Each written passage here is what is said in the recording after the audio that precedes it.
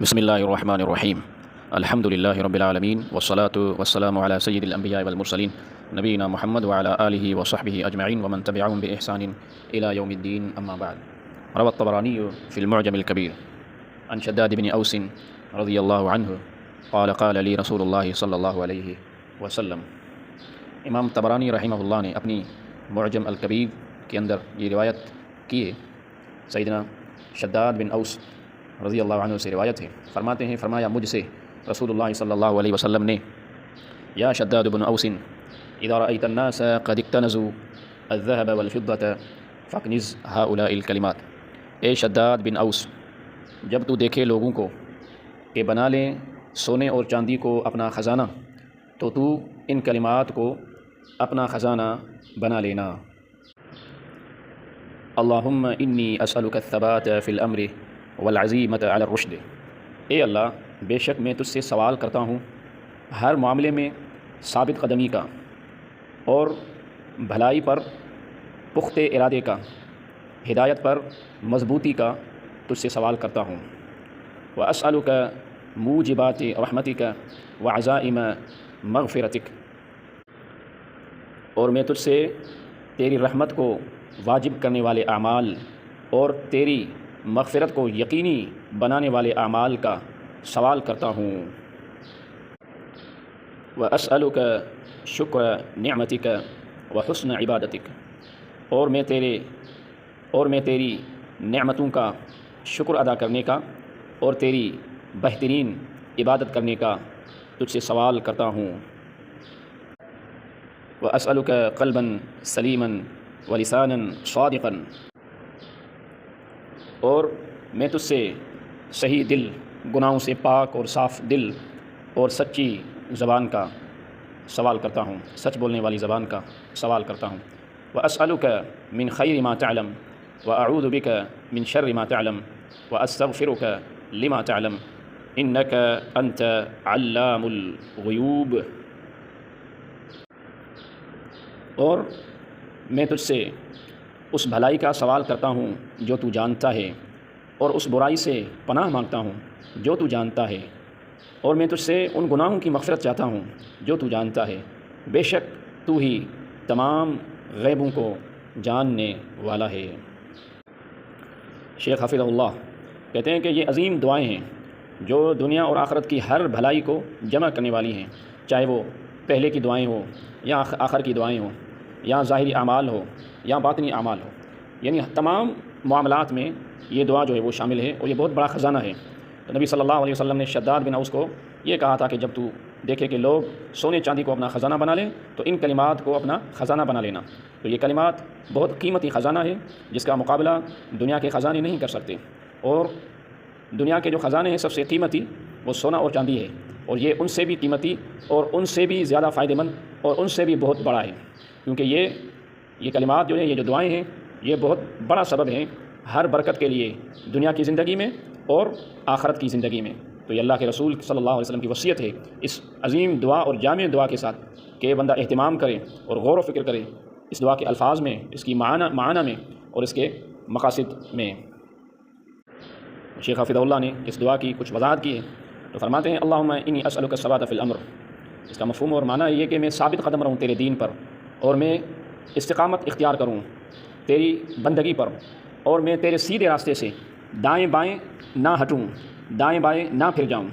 جس طرح ایک اور بھی دعا ہے، یا مقلب القلوب ثبت قلبی علی دینک. اے دلوں کو پھیرنے والے، میری دل کو ثابت قدم رکھ تیرے دین پر. اس دعا کے اندر ام سلمہ رضی اللہ عنہ فرماتی ہیں کہ اللہ کے رسول صلی اللہ علیہ وسلم یہ بہت زیادہ دعا کیا کرتے تھے، یا مقلب القلوب ثبت قلبی علی دینک. تو میں نے کہا اللہ کے رسول صلی اللہ علیہ وسلم کیا دلیں جو ہے وہ پلٹتی ہیں؟ تو آپ نے فرمایا ہاں.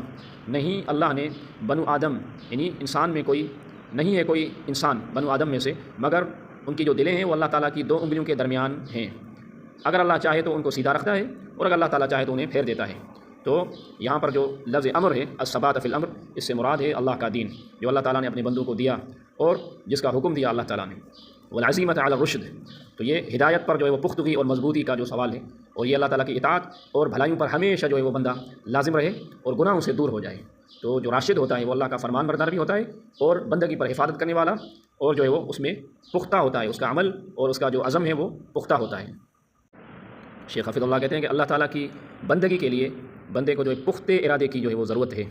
تو بہت سے لوگ جو ہے وہ نصیحتیں سنتے رہتے ہیں، فائدہ مند نصیحتیں، مگر یہ ہوتا ہے کہ ان کے ارادے جو ہے وہ بہت کمزور ہوتے ہیں۔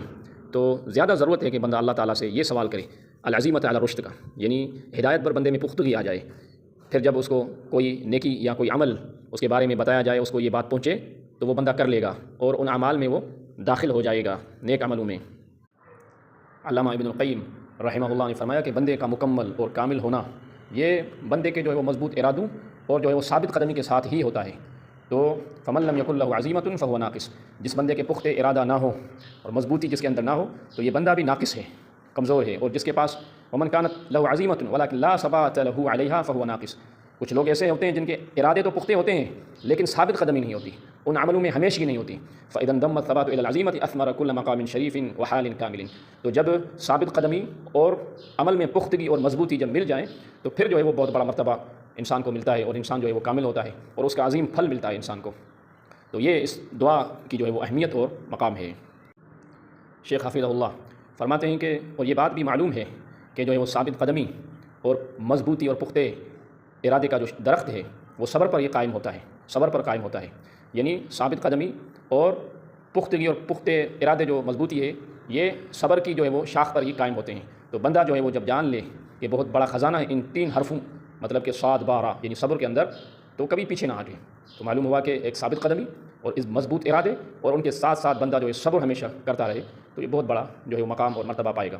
علامہ ابن القیم نے آگے فرمایا کہ دین کا جو مدار ہے 2 اصولوں پر ہے، ایک ہے العزم والثبات، یعنی پختہ ارادے ہوں، مضبوط ارادے ہوں اور جو ہے وہ ثابت قدمی ہو، جو اس دعا کے اندر جو ہے وہ شامل ہیں۔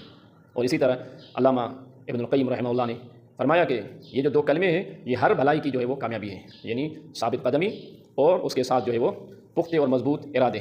اور بندہ جو ہے وہ ضائع ہوتا ہے تو ان دونوں جگہوں سے ہوتا ہے، تو جس کو ثابت قدمی مل جائے اور پھر مضبوط ارادے مل جائیں تو بندہ مکمل کامیاب ہو جاتا ہے۔ اللہ تعالیٰ ہی توفیق دینے والا ہے۔ اور اس کے بعد وَأَسْأَلُكَ شُكْرَ نِعْمَتِكَ، یعنی اس دعا کے اندر جو ہے وہ نعمتوں کے شکر کرنے کا جو ہے وہ سوال ہے کہ بندہ اللہ تعالیٰ کی جتنی بھی نعمتیں ہیں ان کا شکر ادا کرے، اور شکر جو ہے وہ دل سے بھی ہوتا ہے، یعنی دل اللہ تعالیٰ کا شکر ادا کرے، اعتراف کرے کہ یہ اللہ تعالیٰ، مانے کہ یہ اللہ کی طرف سے ہی نعمت ہے، اور زبان سے بھی شکر ہوتا ہے وہ بتا کر کہ اللہ تعالیٰ کی تعریف ہے کہ اللہ تعالیٰ نے مجھے یہ چیزیں دیں، اللہ تعالیٰ کی ثنا اور حمد بیان کرے جس کا وہ لائق ہے، اور اعضاء کے ساتھ یعنی جسم کے جو عضویں ہیں ان کے ساتھ بھی شکر ہوتا ہے، اور وہ ہے کہ اللہ تعالیٰ کی نعمتوں کو ہمیشہ جو ہے وہ اللہ کی اطاعت میں ہی گزارے۔ مثلا آنکھیں ہیں تو ان سے اللہ کی نافرمانی نہ کرے، کیونکہ آنکھیں بہت بڑی نعمت ہے، تو ان سے جو ہے وہ گناہ نہ کرے، کوئی جو ہے گناہ کے کام نہ دیکھے۔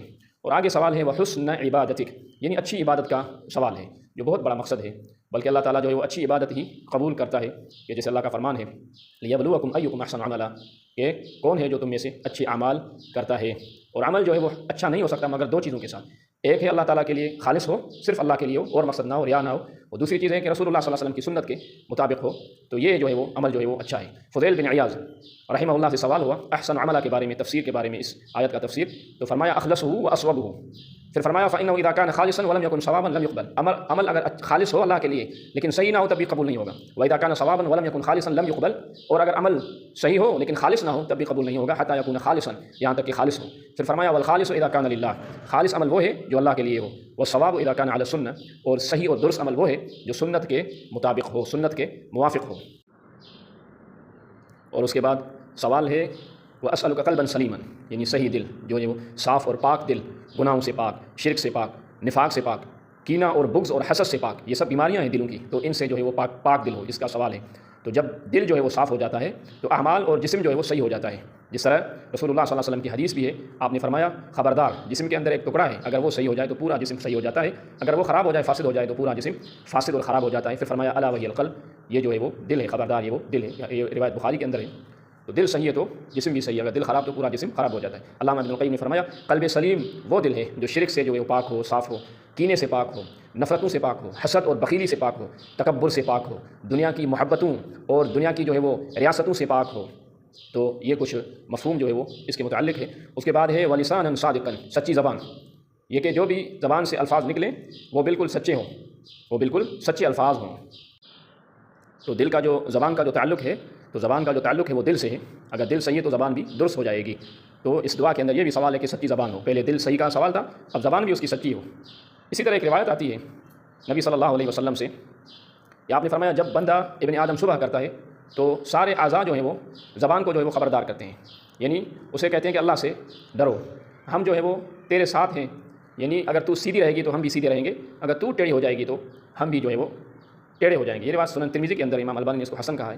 مقصد کہ اگر زبان بھی خراب ہو جائے تو باقی عضو بھی خراب ہو جاتے ہیں، کیونکہ زبان کا تعلق جو ہے وہ دل سے ہے.